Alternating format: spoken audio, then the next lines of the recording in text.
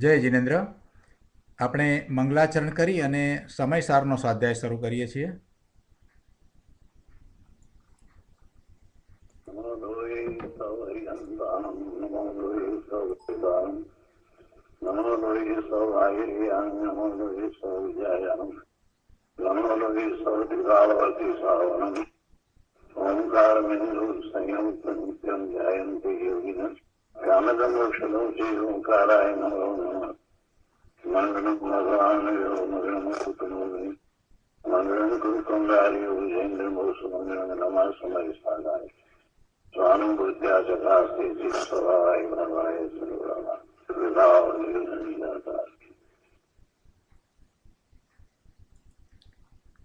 સમયસાર ભગવાન કુંદકુંદાચાર્ય રચિત સમયસાર તથા ભગવાન અમૃતચંદ્રાચાર્ય રચિત આત્મખ્યાતિ ટીકા કળશ સહિત એનો સ્વાધ્યાય આપણે કરી રહ્યા છીએ.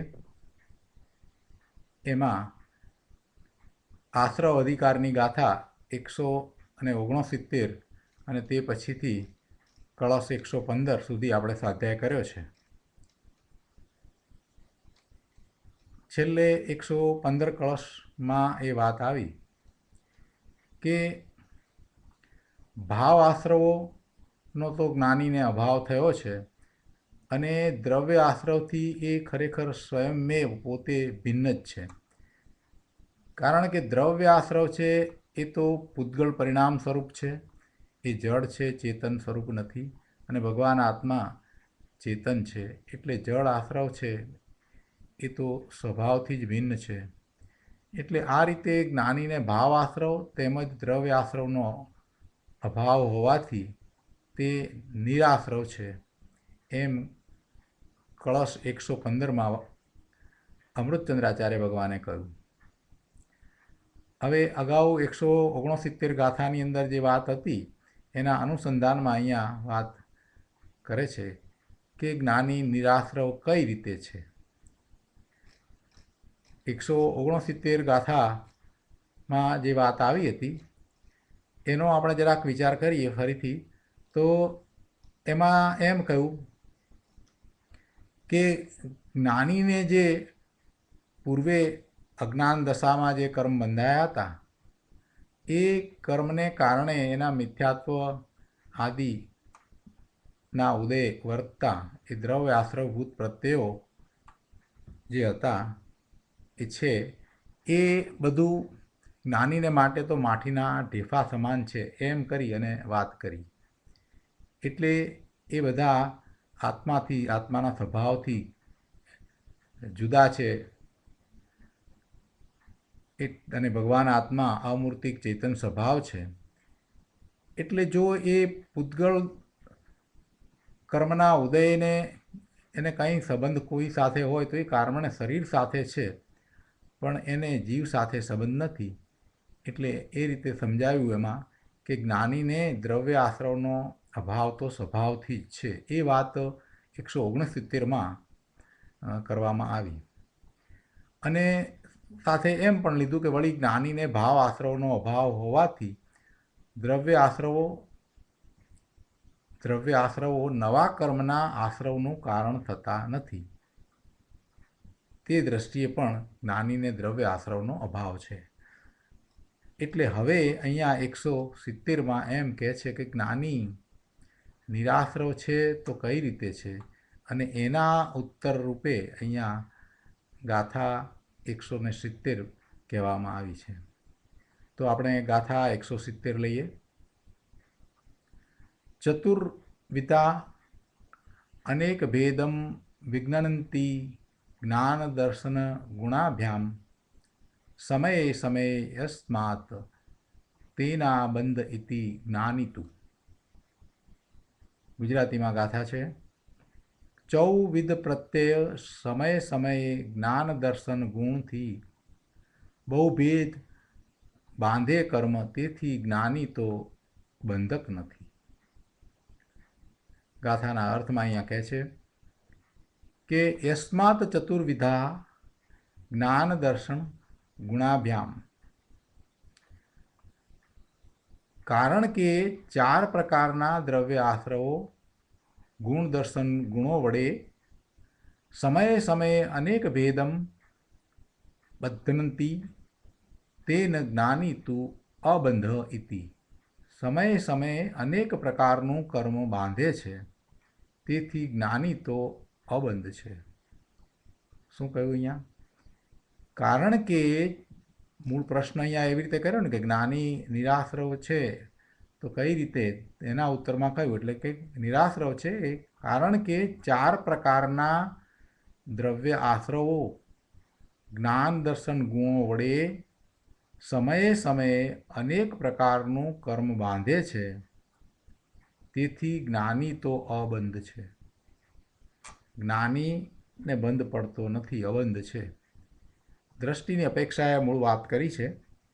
જ્ઞાનીને પણ બંધ તો પડે છે, પણ અહીંયા દર્શાવવું એ છે કે અનંતાનુબંધી ગયો છે, મિથ્યાત્વ ગયું છે, એટલે હવે એવા બંધ પડતા નથી. એવા બંધ પડતા નથી કે એને હવે સંસારના ભ્રમણ થયા જ કરે એવા બંધ પડતા નથી. એટલે અહીંયા જ્ઞાની અબંધ છે એ કહેતા દર્શાવવું તો એમ જ છે કે દ્રષ્ટિ અપેક્ષાએ જોવા જઈએ તો જ્ઞાનીને હવે એવા બંધ થયા નથી. પણ એનું કારણ અહીંયા સમજાયું. શું કારણ સમજાયું? કે 4 પ્રકારના દ્રવ્ય આશ્રવો. આપણે દ્રવ્ય આશ્રવની 4 પ્રકારે વાત કરી છે: મિથ્યાત્વ, અવિરતિ, કષાય અને યોગ. એમાં પ્રમાદને લેવામાં નથી આવતું. કર્મબંધના કારણ તરીકે આપણે પ્રમાદ લઈએ છીએ, પણ અહીંયા એ નથી લીધું. અહીંયા આ 4ને લેવામાં આવ્યા છે, તો આપણે એ 4ની વાત અહીંયા કરીએ છીએ. પ્રમાદ ન લેવાનું એક કારણ આપણે પહેલાં પણ સ્પષ્ટ કર્યું હતું, અને એ પ્રમાણે કે 7મે 6ઠ્ઠે ગુણસ્થાનની જે દશા છે, તો એમાં 6ઠ્ઠે પ્રમાદ છે અને 7મે નથી. ફરી પાછા 7મેથી 6ઠ્ઠે આવે એટલે એમાં પ્રમાદ કહેવાય. એ અપેક્ષાથી એને એમાં લેવામાં ના આવ્યું હોય. અહીંયા મૂળ વાત સમજાવી છે ને એટલા માટે. પણ કર્મબંધના કારણમાં જો વિચારવા જઈએ તો એમાં પ્રમાદ આવી જાય છે, એટલે 5 છે. તો અહીંયા 4 પ્રકારના દ્રવ્ય આશ્રવ: મિથ્યાત્વ, અવિરતિ, કષાય અને યોગ. એ 4 પ્રકારના દ્રવ્ય આશ્રવ કયા? એ દ્રવ્ય આશ્રવો જ્ઞાન દર્શન ગુણો વડે સમયે સમયે અનેક પ્રકારનું કર્મ બાંધે છે. જ્ઞાન દર્શન ગુણો વડે બાંધે છે એટલે શું? ગુણો વડે બાંધતા હશે? ના, એમાં સમજવાનું છે કે જ્ઞાની થયો છે, પણ હજી એને 3 કષાય, 4થા ગુણસ્થાનની દશા છે ને, ત્યારે હજી 3 કષાયનો અભાવ છે. 3 કષાય હજી વર્તે છે, એટલે હજી પૂર્ણપણે 3 કષાય રહિત એવા એટલે બધા જ કષાય રહિત એવું ચારિત્ર એને પ્રગટ નથી કર્યું. એટલે 3 કષાય તો હજી એને રહ્યા છે. માત્ર 1 કષાયનો અભાવ થયો છે, અનંતાનુબંધી કષાયનો અભાવ થયો છે. જ્ઞાનીની દશા છે ને, એમાં એને 4થા ગુણસ્થાનની દશા આપણે લઈએ તો એને અનંતાનુબંધી કષાય ગયો છે, અને 5મે હોય તો અપ્રત્યાખ્યાનાવરણની કષાય ગયો હોય. એટલે એમ કરી અને 2 કષાયનો અભાવ થાય. પણ બીજા 5મે ગુણસ્થાને હોય તો પણ બીજા 2 કષાય છે, અને 4થે છે તો 3 કષાય તો છે. એટલે ચારિત્ર મોહનીયનો હજી ઉદય એને વર્તે છે. એટલે ચારિત્ર મોહનીયનો ઉદય એને વર્તે છે, તો એને લીધે થઈ અને એને એવા આશ્રવ થાય છે. એ વાત અહીંયા તો સમજાવવી છે. પણ જે આશ્રવ થાય છે એ આશ્રવ એવા નથી, અનંત અનુબંધ થાય એવા નથી. એટલે દ્રષ્ટિની અપેક્ષાએ જોઈએ તો જ્ઞાનીને આશ્રવ નથી એમ કહેવામાં આવ્યું. ટીકામાં અહીંયા વાત કરી છે કે પ્રથમ જ્ઞાની તો આશ્રવ ભાવની ભાવનાના અભિપ્રાયના અભાવને લીધે નિરાશ્રવ જ છે. પહેલી વાત તો આ સમજવાની છે કે એને કદાચ હજી 4થે છે અને 3 કષાય છે, અથવા 5મે છે અને 2 કષાય છે, અને એને લીધે થઈ અને રાગ હોય, એને લીધે થઈને રાગ હોય. 4થે અને 5મે ગુણસ્થાને તો શુભ ભાવ તો હોય, પણ અશુભ ભાવ પણ આવે. આર્ત અને રુદ્ર ધ્યાન પણ થાય. 6ઠ્ઠે ગુણસ્થાને શુભ ભાવ હોય છે, પણ એને એવા ચારિત્ર મોહનીયના ઉદય વર્તે છે. હજી ચારિત્ર મોહનીય બાકી રહ્યું છે, એટલે એને એવા રાગ હોય, અને રાગને કારણે એને બંધ પણ પડે. રાગ આદિને કારણે એને બંધ પણ પડે છે. પણ એના અભિપ્રાયમાં શું છે, એને એવા રાગ તરફનો કેવો ભાવ છે, તો કે રાગ છે એ પોતાનો નથી, રાગનો પોતે સ્વામી થતો નથી, અને રાગ જે છે એ પોતાની નબળાઈને કારણે, પોતાના પુરુષાર્થની નબળાઈને કારણે, પોતાના પ્રમાદને કારણે વર્તે છે, એવું અભિપ્રાયમાં એમને છે, એવું એમને શ્રદ્ધામાં છે. એટલે અભિપ્રાયમાં તો ક્યાંય કોઈ જગ્યાએ એમને રાગ કે દ્વેષ છે નહીં. એટલે જ્ઞાની તો આશ્રવ ભાવની ભાવનાના અભિપ્રાયના અભાવને લીધે, આશ્રવ ભાવ આ બધા જે કયા આવા રાગના ભાવ જે કે દ્વેષના ભાવ જે છે એની ભાવનાનો અભિપ્રાય, એવા ભાવ એમણે કરવા જ નથી, એવા ભાવ છે એને પોતે પોતાના માનતા જ નથી. એટલે એમના અભિપ્રાયમાં તો એ પોતાથી ભિન્ન છે, એ જીવથી જુદા છે, એ જીવરૂપે નથી, આત્મામાં એવો કોઈ ગુણ નથી જેને કારણે એ થાય, એવો સ્પષ્ટ અભિપ્રાય એમનો તો છે. એટલે એમના અભિપ્રાયમાં તો એ આશ્રવની ભાવના છે જ નહીં. એટલે આશ્રવ ભાવની ભાવનાના અભિપ્રાયના અભાવને લીધે એમના અભિપ્રાયમાં એમ નથી, એટલે એ નિરાશ્રવ જ છે. પરંતુ જે તેને પણ દ્રવ્ય પ્રત્યયો સમય સમય પ્રતિ અનેક પ્રકારનું પૂતગલ કર્મ બાંધે છે, ત્યાં જ્ઞાન ગુણનું પરિણમન જ કારણ છે. જ્ઞાન ગુણનું પરિણમન જ કારણ છે એમ કહ્યું. જો આપણે જ્ઞાન ગુણનું પરિણમન કારણ છે એ જરાક સમજવું પડે. જ્ઞાન ગુણ છે એ ગુણ અપેક્ષાએ તો પરિપૂર્ણ શુદ્ધ ગુણ જ છે, પણ એનું પરિણમનનો આપણે વિચાર કરીએ, એનું પરિણમન તો જેટલો એને જ્ઞાનનો ઉઘાડ છે, જેટલો જ્ઞાનનો ઉઘાડ છે એની સાથે બીજો જ્ઞાનનો ઉઘાડ નથી એવું પણ છે, એવી દશા પણ એને વર્તે છે.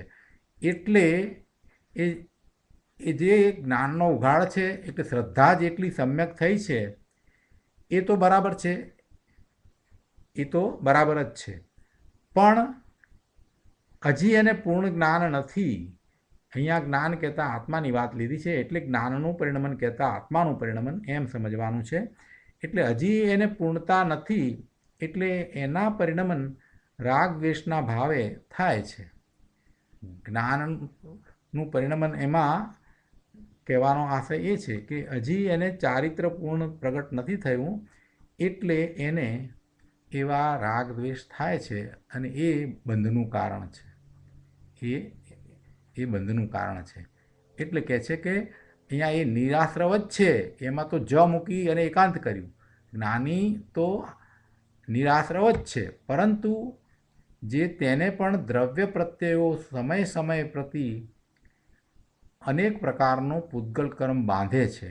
દ્રવ્ય પ્રત્યયો એટલે પેલા જળ કર્મના ઉદયો છે, તે હજી એને ચારિત્ર મોહનીયનો ઉદય છે ને, એટલે એટલા જળ કર્મ તો ઉદયમાં છે ને, એટલે એ સમયે સમયે જે અનેક પ્રકારનું એ પૂતગલ કર્મ બાંધે છે, ત્યાં એનું કારણ આ છે કે હજી એને જ્ઞાન ગુણનું પરિણમન કહેતા આત્માનું પરિણમન એ રીતે છે. આત્માનું પરિણમન હજી એ રીતે એને રાગમય થાય છે. તો એની સ્પષ્ટતા કરતાં પછી આગળ વાત કરી છે કે હવે વળી પૂછે છે કે જ્ઞાન ગુણનું પરિણમન બંધનું કારણ કઈ રીતે છે, અને તેના ઉત્તર રૂપે પછી ગાથા 171 કહેવામાં આવી છે. તો ગાથા 171 પણ આપણે લઈએ, અને તે પછીથી ગાથા 170 અને 171 ઉપર ગુરુદેવના પ્રવચનમાંથી અંશો આપણે લઈશું. તો અહીંયા એમ પૂછ્યું કે તો પછી એ જ્ઞાન ગુણનું પરિણમન બંધનું કારણ કઈ રીતે છે, અને એના ઉત્તર રૂપે અહીંયા ગાથા 171 કહે છે કે યસ્માત તુ જગન્યાત જ્ઞાન ગુણાત પુનરપી પરિણમતે અન્યત્વમ જ્ઞાનગુણ તેન તું સ બંધકો ભણિત. ગુજરાતીમાં ગાથા છે, જે જ્ઞાન ગુણની જગન્યાતતામાં વર્તતો ગુણ જ્ઞાનનો ફરી ફરી પ્રણમતે તો અન્ય રૂપમાં તેથી તે બંધક કહ્યો. ગાથાના અર્થમાં કહે છે કે યસ્માત તું જ્ઞાન ગુણ જગન્યાત જ્ઞાન ગુણાત એટલે કે કારણ કે જ્ઞાન ગુણ જગન્ય જ્ઞાન ગુણને લીધે પુનરપી અન્યત્વમ પરિણમતે તેન તું સ બંધક ભણિત. કારણ કે જ્ઞાન ગુણ જગન્ય જ્ઞાન ગુણને લીધે ફરીને પણ અન્યત્વમ એટલે અન્યપણે પરિણમે છે. તેથી તે જ્ઞાન ગુણ કર્મનો બંધક કહેવામાં આવ્યો છે. જ્ઞાન ગુણ જગન્ય જ્ઞાન ગુણને લીધે, જગન્ય એટલે જે ઓછામાં ઓછો છે તે, એને લીધે ફરીને પણ અન્યપણે પરિણમે છે. એટલે જગન્ય એની નિર્મળતાની વાત કરીએ એની પર્યાયની દ્રષ્ટિએ તો બાકી બીજો ભાગ પણ બીજા પ્રકારે પણ એ પરિણમન થાય છે. એને બીજા પ્રકારે પણ પરિણમન થાય છે. શુદ્ધ પરિણમન સિવાય બીજા પ્રકારે પણ એને પરિણમન થાય છે. એટલે અન્યપણે પણ પરિણમે છે. પુનરપી શબ્દ મૂક્યો છે અહીંયા. પુનરપી એટલે ફરીને પણ અન્યપણે પરિણમે છે. તેથી તે કર્મનો બંધક કહેવામાં આવ્યો છે. કોણ? એ જ્ઞાન ગુણને અહીંયા કર્મનો બંધક કહેવામાં આવ્યો છે. ટીકામાં અહીંયા અમૃતચંદ્રાચાર્ય ભગવાન સ્પષ્ટતા કરતા કહે છે કે જ્ઞાન ગુણનો જ્યાં સુધી જઘન્ય ભાવ છે, જઘન્ય ભાવ જે છે એટલે ઓછામાં ઓછો જે ભાવ છે તે એટલે કે ક્ષયોપશમિક ભાવ છે. હજી ક્ષયોપશમિક ભાવ છે ત્યાં સુધી જ્ઞાન ગુણ અંતર્મુહૂર્તમાં વિપરિણામ પામતો હોવાથી ફરીને તેનું અન્યપણે પરિણમન થાય છે. અંતર્મુહૂર્તથી વધુ સમય એ પોતે પોતાના શુદ્ધ ભાવે રહી શકતો નથી. અંતર્મુહૂર્તથી વધારે સમય, વધુમાં વધુ અંતર્મુહૂર્ત, એક મુહૂર્ત પૂરું નહીં, એનાથી ઓછો કાળ, 48 મિનિટથી ઓછો સમયને અંતર્મુહૂર્ત કહ્યું. 48 મિનિટ એટલે એક મુહૂર્ત. તો અંતર્મુહૂર્તમાં 48 મિનિટથી ઓછા સમયની અંદર એ વિપરિણામ પામતો હોવાથી એટલે કે એ બીજા જ્ઞેય તરફ વળે છે, અન્ય જ્ઞેય તરફ એ ફરે છે. એટલે કે એ બીજા જ્ઞેયને જાણે છે. પોતાના સ્વરૂપને જાણતો હોય નિર્વિકલ્પ દશામાં જ્ઞેય બનાવીને, પણ એ ત્યાં અંતર્મુહૂર્તથી વધારે સમય એક જ જ્ઞેયને લક્ષ્ય રાખી અને રહી શકતો નથી. એટલે એ પછી બહારમાં આવે છે એટલે એનું જ્ઞેય બદલાય છે. એમ એ વિપરિણામ પામતો હોવાથી, અંતર્મુહૂર્તમાં વિપરિણામ પામતો હોવાથી એટલે કે પોતાના પરિણામ શુદ્ધ થયા હોય, નિર્મળ પરિણામ થયા હોય અને નિર્વિકલ્પ ધ્યાનમાં સ્વરૂપનું લક્ષ્ય કર્યું હોય, પોતાના ધ્રુવને જ્ઞેય બનાવી અને એનું જ્ઞાન કરતો હોય તો પણ વધારેમાં વધારે અંતર્મુહૂર્ત સુધી ત્યાં રહી શકે છે. અને પછી એ ત્યાંથી બહાર નીકળે છે એટલે એનું જ્ઞેય બદલાય છે. એટલે એ જ્ઞેય બદલાય છે તો પોતાના સ્વરૂપની બહાર હોય તો જ્ઞેય બદલાય તો પછી શું હોય? પરનું લક્ષ્ય થાય. એનું જ્ઞેય બીજું પર હોય, સ્વને છોડી અને પર જ્ઞેય થાય જ. કેમ થાય? તો કે એ એકથી વધારે સમય સુધી એમાં ટકી શકતો નથી. અંતર્મુહૂર્તથી વધારે સમય સુધી એમાં ટકી શકતો નથી. એટલે એનું જ્ઞેય બદલાય છે. તો સ્વજ્ઞેયને બદલી અને પછી બીજું જ્ઞેય હોય તો પરજ્ઞેય હોય, અને પરજ્ઞેયને જાણવાવાળો થાય એટલે શુભ કે અશુભ ભાવ જ થાય. અને એમ એને શુભ કે અશુભ ભાવ થવાને લીધે થઈ અને પછી એને આશ્રવ થાય અને બંધ થાય. શુભાશુભ ભાવ થાય છે તો આશ્રવ અને બંધ થાય છે. એને એના મતની અંદર, એની શ્રદ્ધાની અંદર એમ નથી કે એવા ભાવે થવું, એના અભિપ્રાયમાં એમ નથી કે આ ભાવે પોતાને થવું, એની એને રુચિ નથી. પણ હજી એને ક્ષયોપક્ષમિક ભાવ છે ને, ગુણનો જ્યાં સુધી જઘન્ય ભાવ છે એટલે કે ક્ષયોપક્ષમિક ભાવ છે ત્યાં સુધી, એટલે કે પૂર્ણ સ્થિરતા થઈ નથી ત્યાં સુધી. પૂર્ણ સ્થિરતા થતાં પછી એને બહાર આવવાનો પ્રશ્ન ઉપસ્થિત થતો જ નથી. પછીની વાત જુદી છે. પણ જ્યાં સુધી એને પૂર્ણ સ્થિરતા થઈ નથી ત્યાં સુધી એનું જ્ઞેય બદલાય છે, અને જ્ઞેય બદલાય છે એટલે એના પરિણામ જુદા થાય છે, એટલે વિપરિણામ પામતો હોવાથી ફરી ફરીને તેનું અન્યપણે પરિણમન થાય છે, એટલે રાગ ભાવે પરિણમન થાય છે. જે શુદ્ધ ભાવે હતું એની જગ્યાએ એને રાગ ભાવે પરિણમન થાય છે. એટલે એ જ્ઞાન ગુણનું જઘન્ય ભાવે પરિણમન એમ એનું કારણ લેવામાં આવ્યું. તે જ્ઞાન ગુણનું જઘન્ય ભાવે પરિણમન તે એ યથાખ્યાત ચારિત્ર અવસ્થાની નીચે અવશ્યંભાવી રાગનો સદ્ભાવ હોવાથી બંધનું કારણ જ છે. યથાખ્યાત ચારિત્ર તો 11મા અને 12મા ગુણસ્થાને હોય, કસાય ન હોય. કસાય બધા કસાય 11મા એ હોય તો એને ઉપશમ થયા છે, અને 12મા છે તો ક્ષય પામ્યા છે. એટલે કસાય રહિત દશા જે છે ત્યારે થાય છે એ વખતે જે ચારિત્ર છે તે યથાખ્યાત ચારિત્ર છે. એટલે ત્યાં સુધી શું થાય? યથાખ્યાત ચારિત્ર અવસ્થાની નીચે એટલે 10મા ગુણસ્થાન સુધી એને રાગનો સદ્ભાવ હોય, અને રાગનો સદ્ભાવ હોવાથી એ બંધનું કારણ થાય છે. શું બંધનું કારણ થયું? કે પેલું જઘન્ય જ્ઞાન ગુણનું જઘન્ય ભાવે પરિણમન.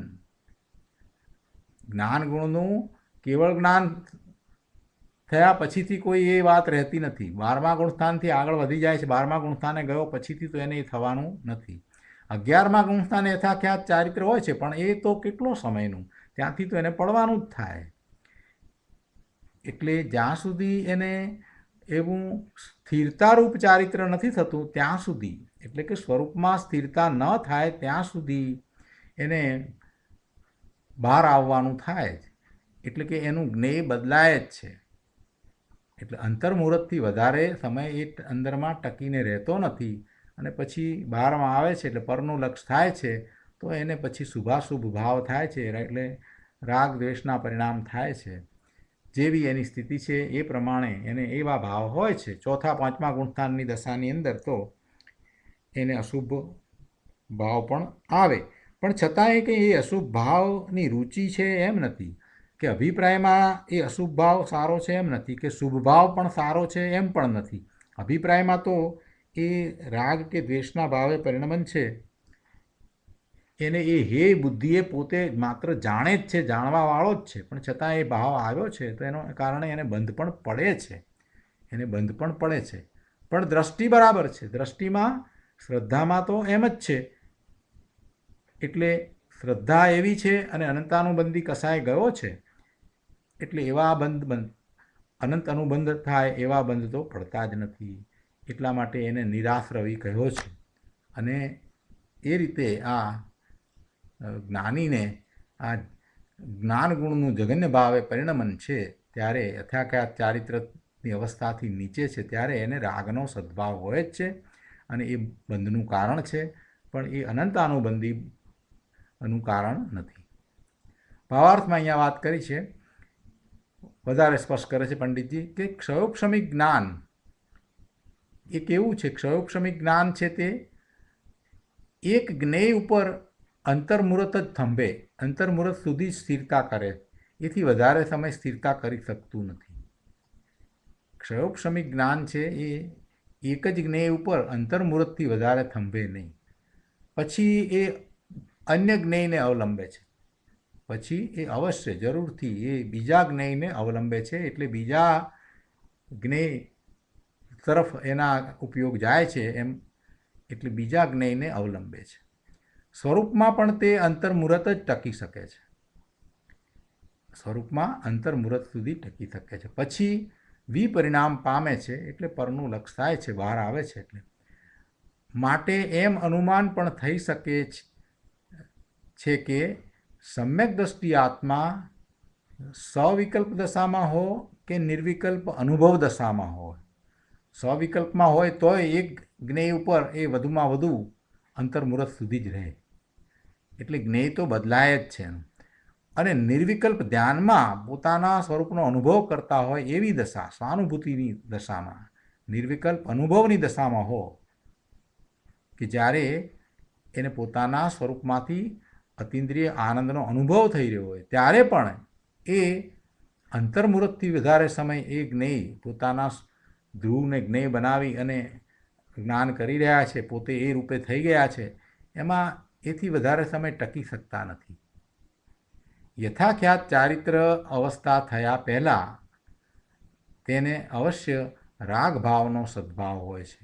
એ બંને દશામાં સવિકલ્પ દશા હો કે નિર્વિકલ્પ અનુભવની દશા હો, પણ એમાં પણ યથાખ્યાત ચારિત્ર અવસ્થા થયા પહેલાં એટલે ચારિત્રમાં સ્વરૂપમાં સ્થિરતા થઈ નથી એ પહેલાં, એટલે યથાખ્યાત ચારિત્ર અવસ્થા થયા પહેલાં એવા જ્ઞાનીને પણ સમ્યક દ્રષ્ટિને પણ એને રાગનો સદ્ભાવ હોય છે. કેમ કે હજી પેલા કસાય બાકી રહ્યા છે ને, એટલે ચારિત્ર મોહનીયના ઉદય પણ બાકી રહ્યા છે ને, એટલા માટે. હવે મુનિ પોતે ધ્યાનમાં હોય, મુનિ ન હોય અને ચોથા કે પાંચમા ગુણસ્થાનની દશામાં હોય, એ પણ ધ્યાનમાં હોય, તો એ બધાને બુદ્ધિપૂર્વકનો નહીં પણ અબુદ્ધિપૂર્વકનો રાગ ધ્યાનમાં હોય ત્યારે પણ હોય છે. અબુદ્ધિપૂર્વકનો રાગ તો હોય છે. કેમ કે મુનિ હોય તો મુનિને પણ હજી એક કસાય બાકી છે ને, સંજ્વલન કસાય બાકી રહ્યો છે ને, એટલે સંજ્વલન કસાયને લીધે થઈ અને ક્રોધ માન માયા લોભ સંજ્વલન કસાયના જે છે એમાંથી 10મા ગુણસ્થાને હોય તો પણ હજી એવો સૂક્ષ્મ લોભ એવો બાકી રહ્યો હોય, એટલે એટલો કસાય બાકી રહ્યો હોય. જ્યારે ચોથા પાંચમા ગુણસ્થાને તો વધારે હોય, એટલે એ હજી પડ્યું છે ને, ઉદયમાં વર્તે છે ને, હજી એ ઉદયમાં તો રહ્યું છે, અંદર પડ્યું છે. એટલે એવા સૂક્ષ્મ રાગ જેને આપણે એમ કહી શકીએ કે જે બુદ્ધિગમ્ય નથી, અબુદ્ધિપૂર્વકનો રાગનો ભાવ છે, તો અબુદ્ધિપૂર્વકનો રાગનો ભાવ હોવાને કારણે એમને બંધ હોય છે. એ વાત પણ સાથે લીધી છે કે યથાખ્યાત ચારિત્ર અવસ્થા થયા પહેલાં તેને અવશ્ય રાગ ભાવનો સદ્ભાવ હોય છે અને રાગ હોવાથી બંધ પણ થાય છે. માટે જ્ઞાનગુણના જગન્ય ભાવને બંધનો હેતુ કહેવામાં આવ્યો છે. જ્ઞાનગુણના જગન્ય ભાવને એ હજી ક્ષયોપશમિક છે, એટલા માટે એને બંધનો હેતુ કહ્યો છે. જ્યારે એ પૂર્ણ દશાને પ્રાપ્ત કરશે પછી એને કોઈ બંધ રહેશે નહીં. પણ હવે આ બંધ કેવા છે? આ જે બંધ જે છે એ કેવા છે? જ્ઞાનીના બંધ કેવા છે? તો કે અનંત અનુબંધ થાય એવા તો નથી. એટલે દ્રષ્ટિની અપેક્ષાએ એને બંધ કહેવામાં આવ્યો નથી, એટલે એને નિરાશ્રવ કહેવામાં આવ્યો છે. જ્ઞાનીને નિરાશ્રવી કહેવામાં આવ્યા છે.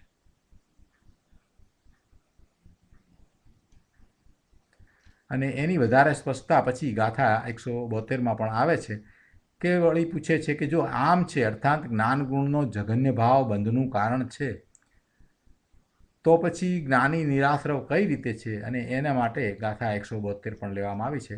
હવે ગાથા 172 ઉપર જતાં પહેલાં આપણે ગાથા 170 અને ગાથા 171માંથી પ્રયોજનભૂત વાત આપણે ગુરુદેવના પ્રવચનમાંથી સમજીએ. એટલે પ્રવચન રત્નાકર ભાગ 6 એમાં ગાથા 170 ટીકા ઉપરનું પ્રવચન, પાના નંબર 268. અહીંયા કહે છે, જેને સમકિત થયું છે, સમ્યક જ્ઞાન થયું છે, એવા ધર્મી જ્ઞાની જીવને શુભાશુભ ભાવની ભાવના નથી. જો શબ્દ બરાબર સમજવા જેવા છે. એવા ભાવની ભાવના નથી, એવા ભાવને એ ઈચ્છતા નથી. ધર્મી શુભાશુભ ભાવને ઈચ્છતા નથી, શુભાશુભ ભાવ કરવાનો અભિપ્રાય નથી, શુભાશુભ ભાવની રુચિ નથી, શુભાશુભ ભાવમાં ઈષ્ટ બુદ્ધિ નથી. ધર્માત્માને દયા દાન ભક્તિ આદિ શુભ ભાવ કરવા યોગ્ય છે એમ અભિપ્રાય નથી, એમ નથી. શુદ્ધ ચૈતન્ય ઘન સ્વરૂપ પૂર્ણ આનંદનો નાથ ભગવાન આત્મા છે. તેના શ્રદ્ધાન રુચિ અને આશ્રય જેને થયા છે, જેને નિર્વિકલ્પ ધ્યાનમાં એવા ભગવાન આત્માનો અનુભવ થયો છે, અતિન્દ્રિય આનંદનો અનુભવ થયો છે, તેને શુદ્ધ ચૈતન્ય સ્વભાવની એકાગ્રતાની ભાવનામાં પુણ્ય પાપની ભાવનાનો અભિપ્રાયમાં અભાવ છે. આવું સમ્યક જ્ઞાન જેને થયું છે એને શુભ કે અશુભ ભાવ જે પુણ્ય પાપનું કારણ છે, એવા બંધનું કારણ છે, એની ભાવના નથી. એની ભાવનાનો એમના અભિપ્રાયમાં અભાવ છે. અભિપ્રાયમાં અભાવ છે એટલે શ્રદ્ધામાં અભાવ છે, એટલે રુચિમાં અભાવ છે. એમને એના તરફની રુચિ નથી, એની ભાવના નથી, એને ઈચ્છતા નથી, એને સારું માનતા નથી. આગળ કહે છે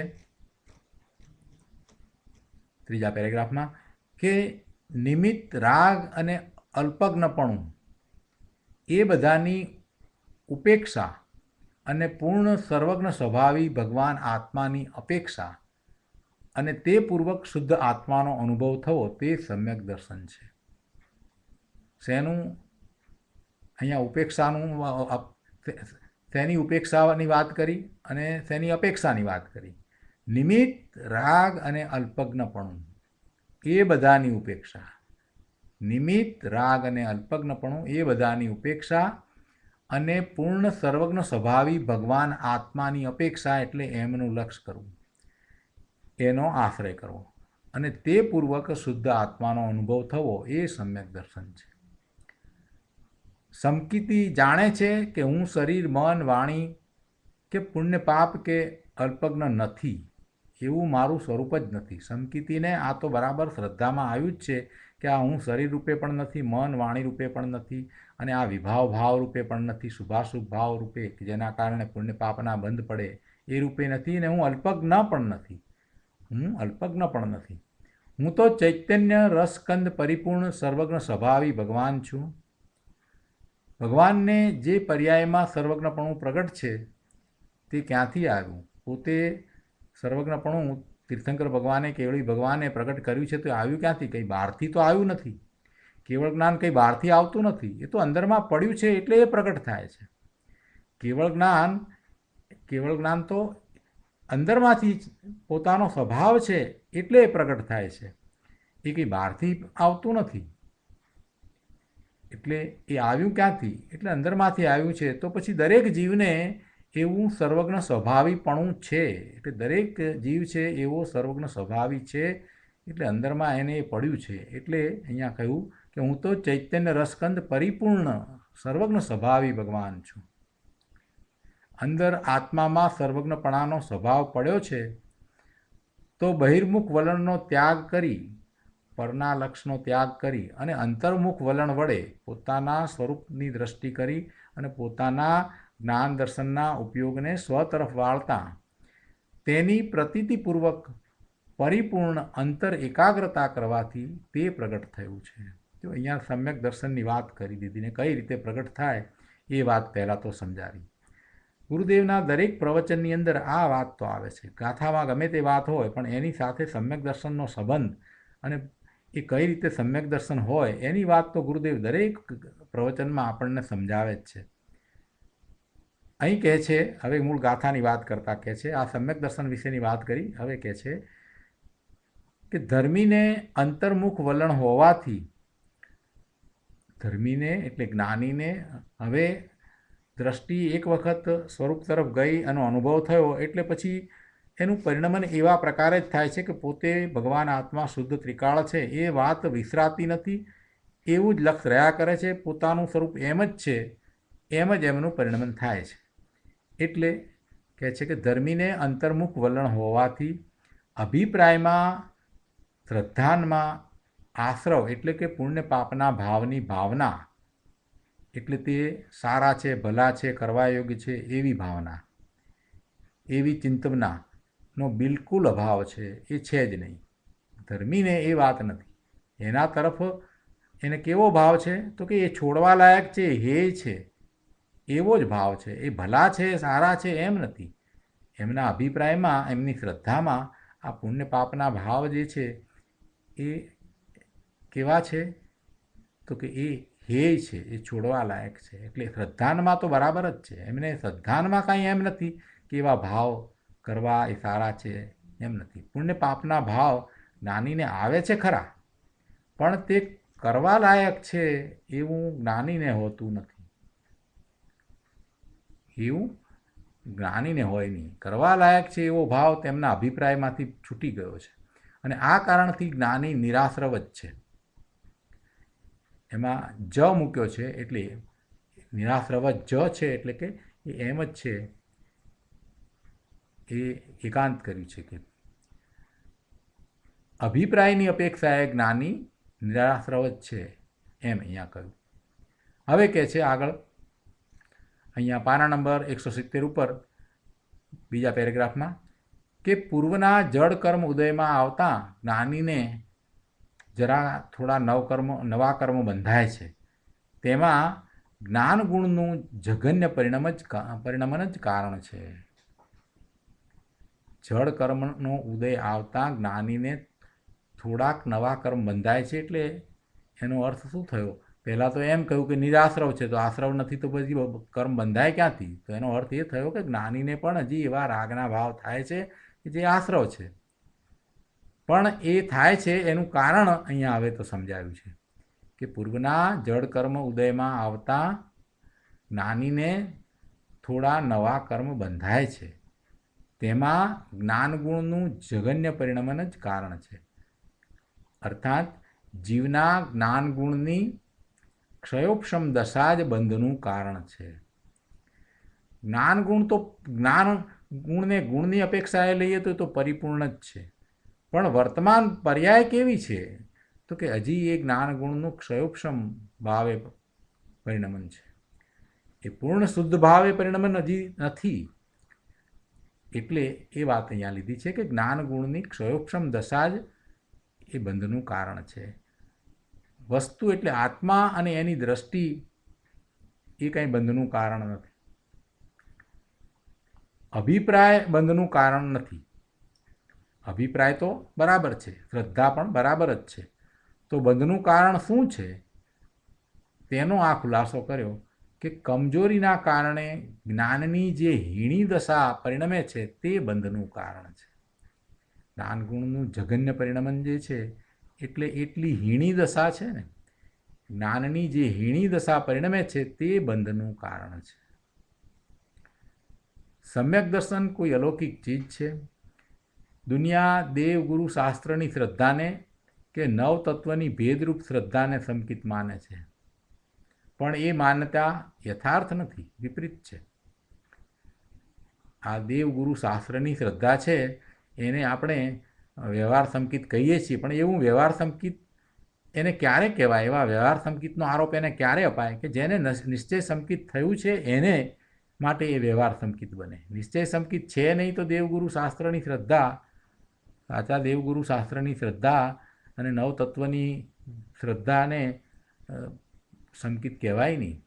એટલે એ વાત અહીંયા ગુરુદેવે સમજાવી છે કે ભાઈ સમ્યક દર્શન વિના એ દેવગુરુ શાસ્ત્રની શ્રદ્ધા, નવતત્વની ભેદરૂપ શ્રદ્ધા છે એને સંકિત માનીએ તો એ વાત બરાબર નથી. સમ્યક દર્શન હોય તો એ વાત છે, અને એ પણ વ્યવહાર સંકિત કહ્યું છે.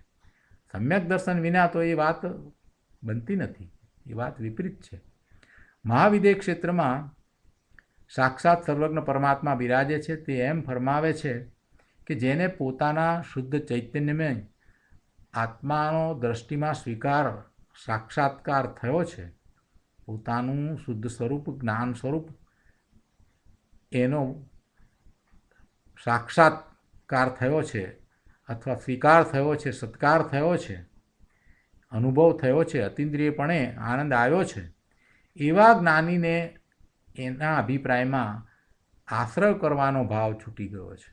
એવા જ્ઞાનીના અભિપ્રાયમાં, એમની શ્રદ્ધામાં, એમના મતમાં, એમ કહેવાય એમની માન્યતામાં એ ભાવ છૂટી ગયો છે. કયો ભાવ છૂટી ગયો છે? રાગનો ભાવ છૂટી ગયો છે. રાગ તરફનો ભાવ છૂટી ગયો છે. એટલે કે રાગ સારો છે એવો ભાવ હવે રહ્યો નથી. એવા જ્ઞાનીને અભિપ્રાયમાં આશ્રવ કરવાનો ભાવ છૂટી ગયો છે. પણ આ સ્થિતિમાં જે અલ્પ કર્મબંધન થાય છે તે પૂર્વકર્મના ઉદયમાં જે વર્તમાન જ્ઞાનની પરિણતિ થોડી કમજોરીથી જોડાય છે તે કારણ છે.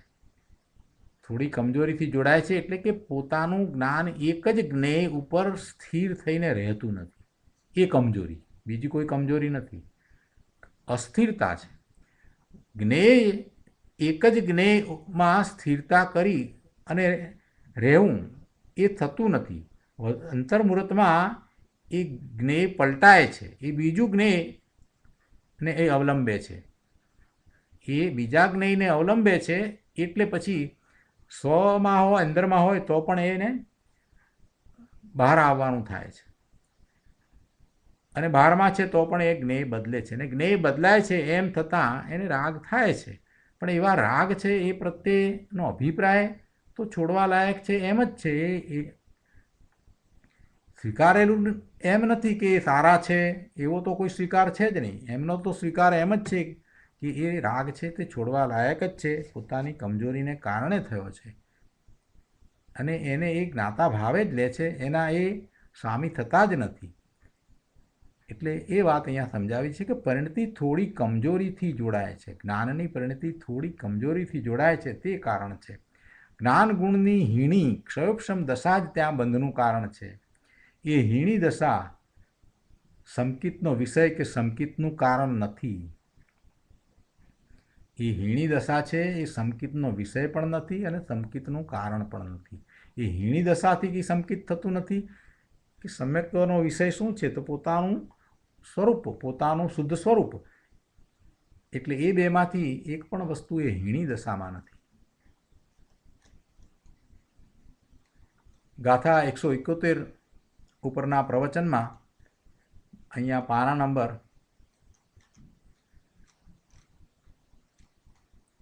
271 ઉપર કહે છે, ગાથા 171 ટીકા ઉપરનું પ્રવચન, એમાં બીજા પેરેગ્રાફમાં કહે છે કે અભિપ્રાયની અપેક્ષાએ જ્ઞાનીને નિરાશ્રવ કહ્યો, પરંતુ પરિણતિમાં તેને અસ્થિરતાનો, કમજોરીનો રાગ આશ્રવ ભાવ છે, અને તેટલો બંધ પણ થાય છે.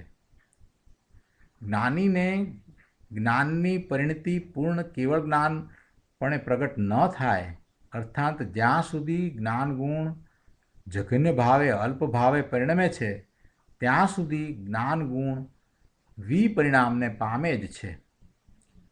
પોતે આત્મા જ્ઞાન સ્વરૂપ ચિદાનંદ ભગવાન પરમાત્મા છે એવા ભાનપૂર્વક શુદ્ધ ચૈતન્ય સ્વરૂપનો જ્ઞાનીને અનુભવ થયો છે.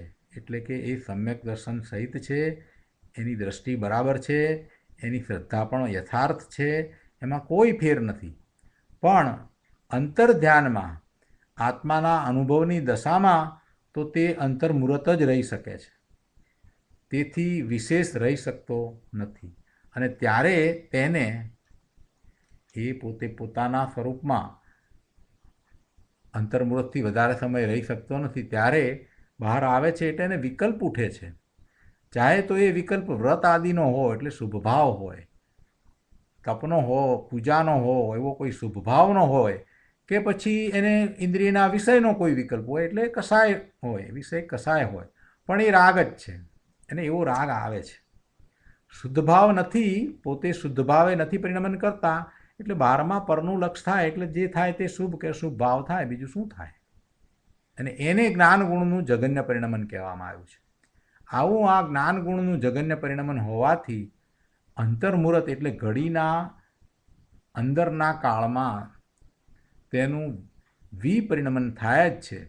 બે ઘડીના અંદરના કાળમાં એમને વિપરિણમન થાય જ છે, અર્થાત રાગનું પરિણમન આવી જ જાય છે.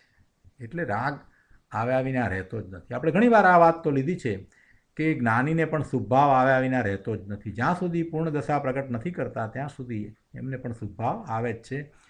છઠ્ઠે ગુણસ્થાને છે તો શુભભાવ સહિત છે. સાતમે છઠ્ઠે ઝૂલતા જ્ઞાની પુરુષ બહારમાં આવે છે ત્યારે એમને શુભભાવ હોય છે, પાછા સ્વરૂપમાં જાય છે, પાછા બહાર આવે છે, એમ હોય જ છે. શ્રેણી ચડી જાય છે પછીની વાત જુદી છે. એટલે અહીંયા એ વાત સમજાવી છે. ચોથા પાંચમા ગુણસ્થાન કે છઠ્ઠા ગુણસ્થાને એમને હોય જ છે, એ વાત લીધી છે પહેલાં તો. આગળ કહે છે કે ક્ષાયિક સમકીતિ હોય તો પણ, ક્ષાયિક સમકીતિ હોય તો પણ નિર્વિકલ્પ અનુભવમાં આવ્યા પછી અંતર્મુહૂર્તમાં અનુભવની પરિણતિથી વિપરીત રાગભાવ આવી જાય છે. એટલે કે ફરી ફરીને તેનું અન્યપણે પરિણમન થાય છે. એટલે બીજા ભાવે ફરી ફરીને એનું પરિણમન થાય છે. ક્ષાયિક સમકીતિ હોય તો પણ, ક્ષાયિક સમકીતિ હોય તો દર્શન મોહનીય જે છે એનો ક્ષય થયો હોય. ક્ષાયિક સંકિતિનો અર્થ શું થાય કે દર્શન મોહનીય કર્મ છે એનો ક્ષય થયો. હવે એ સત્તામાં પડ્યું જ નથી, ઉદયમાં નથી અને સત્તામાં પણ નથી, એનો ક્ષય થયો છે. પણ ચારિત્ર મોહનીય તો હોય ને. ચારિત્ર મોહનીયમાંથી તો ચોથા ગુણસ્થાનની દશા છે તો એ અનંતાનુબંધી કસાય ગયો હોય, પણ બીજા કસાય તો હજી હોય ને.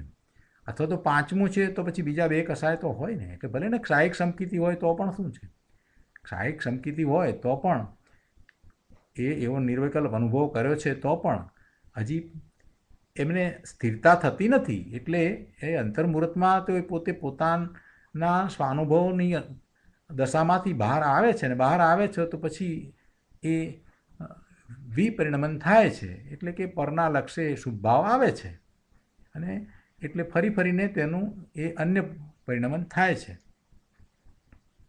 અન્યપણે પરિણમન, અન્ય ભાવે પરિણમન થાય છે. શુદ્ધ ભાવે પરિણમનથી જુદા પ્રકારે પરિણમન થાય છે. એટલે એ રાગ ભાવે પરિણમન થયું અને એ આશ્રવ થયો અને એ બંધનું કારણ છે. આગળ કહે છે અહીંયા બીજા પેરેગ્રાફમાં કે સમકિતિ ધર્મીને અભિપ્રાયની અપેક્ષાએ નિરાશ્રવ કયો. કેમ કે અભિપ્રાય અને અભિપ્રાયનો વિષય તો અખંડ વસ્તુ છે. અભિપ્રાયનો વિષય ભગવાન આત્મા અખંડ છે, પૂર્ણ છે, પરિપૂર્ણ છે. એટલે અભિપ્રાયનો વિષય એ અખંડ વસ્તુ છે. અને અભિપ્રાય એટલે એમની શ્રદ્ધા, શ્રદ્ધા પણ કંઈ ખોટી નથી. એમાં કંઈ એમ નથી કે તૂટક શ્રદ્ધા છે, થોડીક આમ શ્રદ્ધા ને થોડીક તેમ શ્રદ્ધા, એવું તો છે નહીં. સમ્યક દર્શન થયા પછીની જે શ્રદ્ધા છે એ શ્રદ્ધા તો બરાબર જ છે. શ્રદ્ધામાં તો કંઈ ફેર છે નહીં. પણ જે કંઈ છે તે ચારિત્રમાં છે, જે કંઈ છે તે ચારિત્રમાં છે. એટલે અહીંયા એને પણ અખંડમાં લઈ લીધું છે. એટલે ગુરુદેવ એમ કહે છે કે સમકિતિ ધર્મીને અભિપ્રાયની અપેક્ષાએ નિરાશ્રવ કયો છે. કેમ કે અભિપ્રાય અને અભિપ્રાયનો વિષય તો અખંડ વસ્તુ છે. ધર્મીને અભિપ્રાયની અપેક્ષાએ તો ચૈતન્ય સ્વભાવમાં જ એકાગ્રતાની ભાવના છે. એમની ભાવના કેવી છે? પોતાના સ્વરૂપમાં જ રહેવાની ભાવના છે. પણ એની પરિણતિ જઘન્ય છે, અર્થાત નીચલા દરજ્જાની વિતરાગ પરિણતિ છે. તેને પરિપૂર્ણ વિતરાગતા પ્રગટી નથી. માટે સાથે રાગનો સદ્ભાવ જરૂરથી છે. અને એ રાગનો સદ્ભાવ છે એ બંધનું કારણ છે. અને એટલું દુઃખ પણ જ્ઞાનીને છે. જેટલો બંધ છે એટલું દુઃખ તો છે જ. પર્યાયમાં હિણપ છે. હિણપ ક્યાં છે? પર્યાયમાં છે.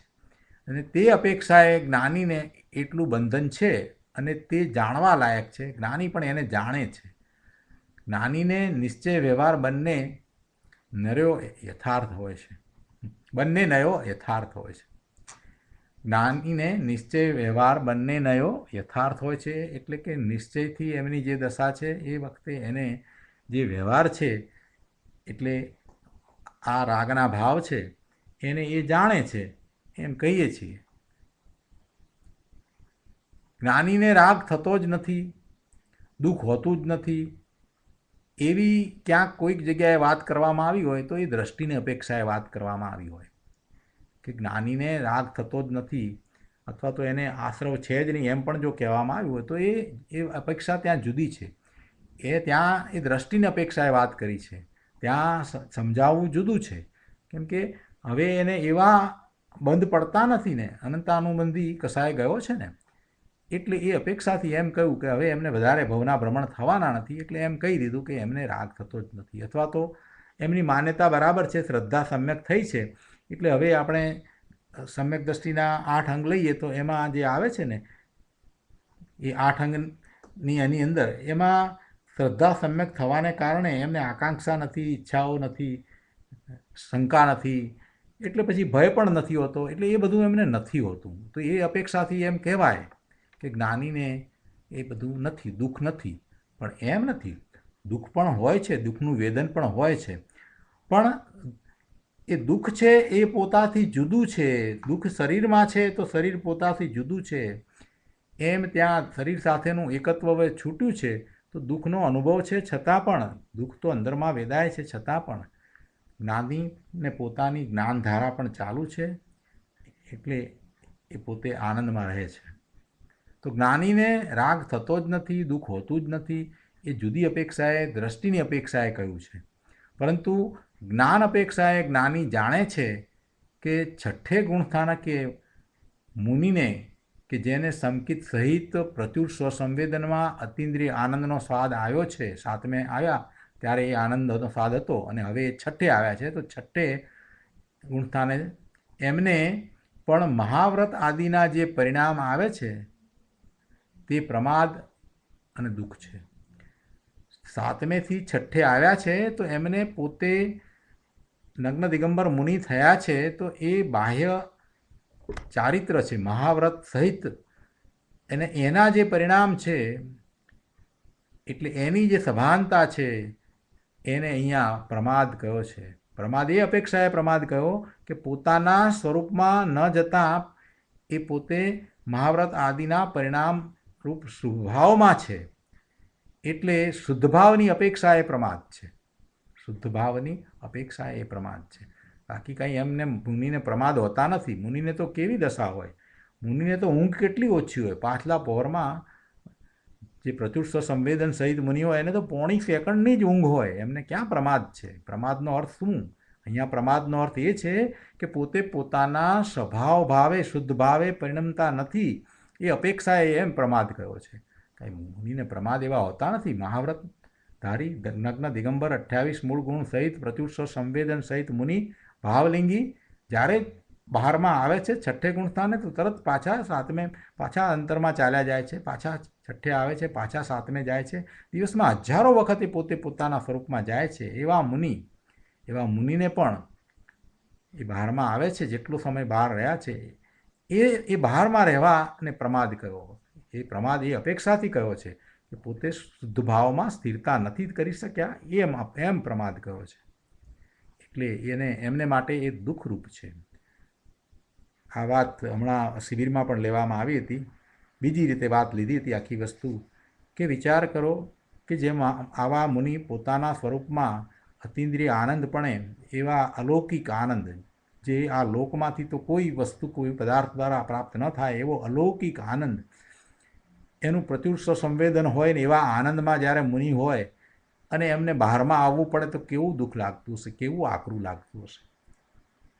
એ મહામુનિઓ આપણે માટે શાસ્ત્ર લખે છે તો એ પોતે બહારમાં રહે છે, એમને કરુણા આપણને જોઈને આવી જાય છે અને શાસ્ત્ર લખે છે, શાસ્ત્રની રચના કરે છે. કરુણા કેમ આવી? કે આપણને જોયા એટલે આ જીવો બિચારા દુઃખી થાય છે એટલે કરુણા આવે છે ને શાસ્ત્ર લખે છે. પણ એ વખતે એ પોતે પોતાના આનંદને છોડીને બહારમાં અહીંયા રહ્યા છે. કરુણા એમની જે છે એ કેવી કરુણા છે, અદ્ભુત કરુણા છે.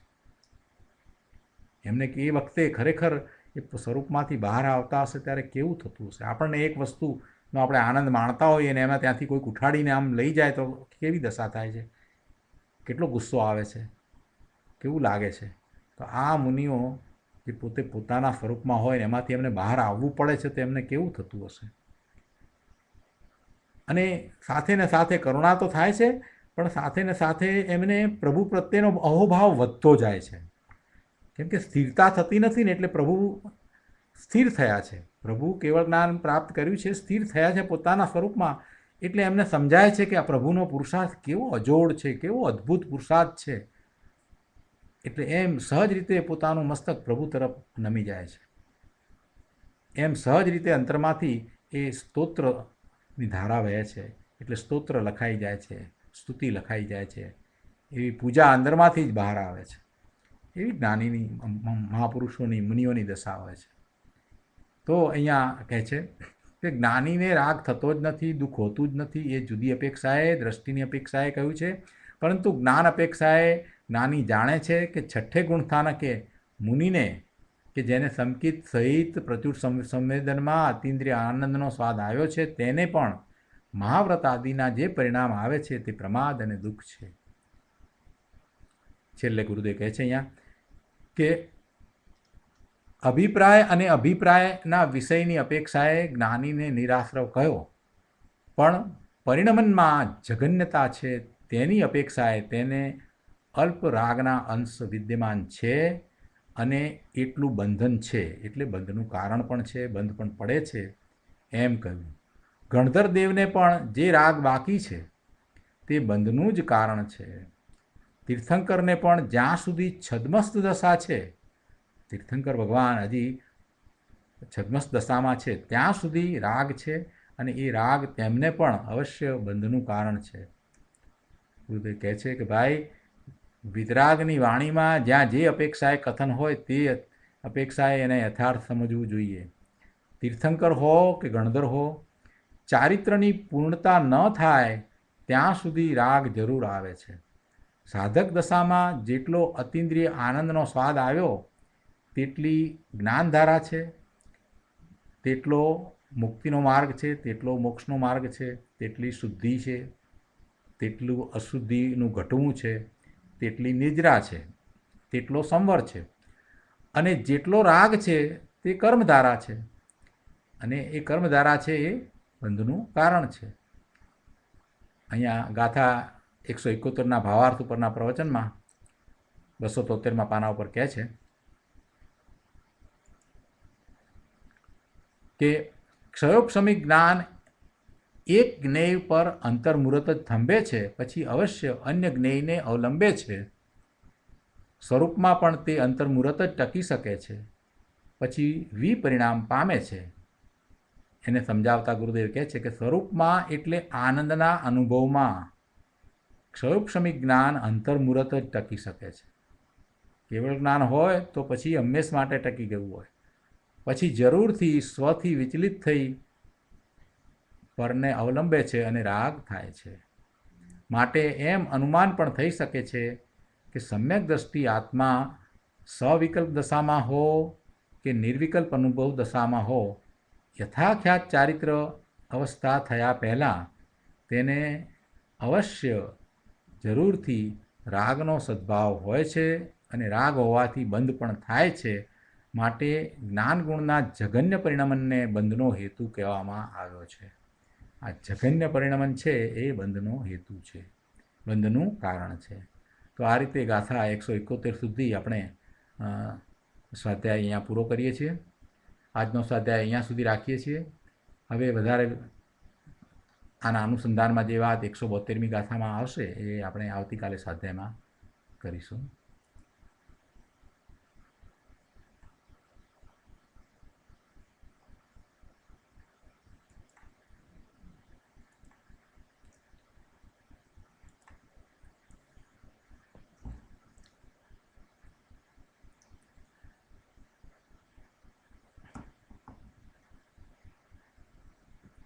હવે આજના સ્વાધ્યાય સંબંધી પ્રભુ આપના પ્રશ્ન અથવા પ્રતિભાવ હોય તો આપણે લઈએ.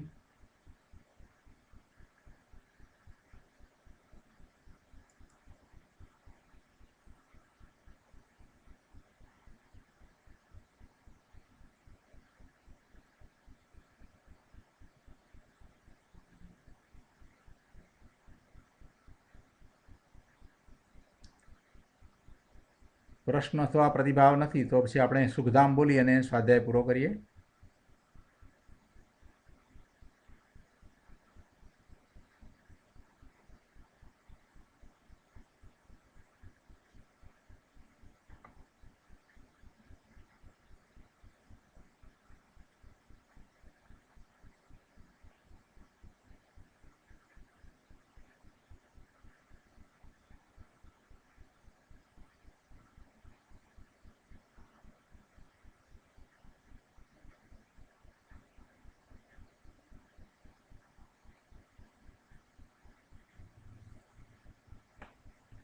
જય જિનેન્દ્ર.